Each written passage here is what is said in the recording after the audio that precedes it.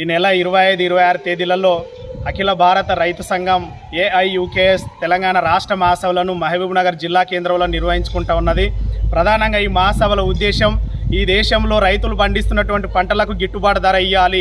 ఈ దేశంలో అధికారంలో ఉన్న పాలక వర్గం ఈ దేశానికి రైతే రాజు, రైతే వెన్నెముక, రైతు లేనిది దేశమే లేదని చెప్పేటటువంటి పాలక వర్గం ఈరోజు రైతుల నడ్డిని విరుస్తున్న రకంగా ఈరోజు చట్టాలను తీసుకొస్తున్న పరిస్థితి ఈ దేశంలో ఉంది. కాబట్టి రైతులు పండించిన పంటలకు గిట్టుబాటు ధర ఇవ్వాలని చెప్పేసి, రైతులకు సబ్సిడీలు ఇవ్వాలని చెప్పేసి అనేక అంశాల మీద ఈ మహాసభలో చర్చించుకొని భవిష్యత్తు పోరాటాలకు ఈ మహాసభలు దోహదపడతాయని చెప్పేసి ఈ సందర్భంగా మీకు పిలుపునిస్తా ఉన్నాం.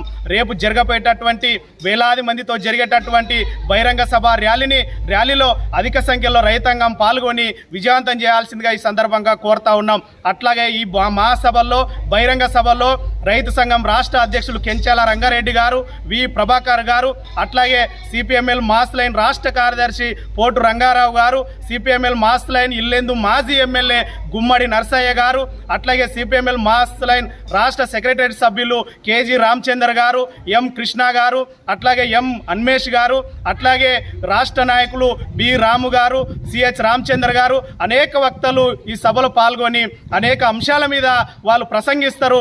ఈ సభలను జయప్రదం కోసం రైతాంగం అధిక సంఖ్యలో పాల్గొని జయప్రదం చేయాల్సిందిగా ఈ సందర్భంగా పిలుపునిస్తా ఉన్నాం.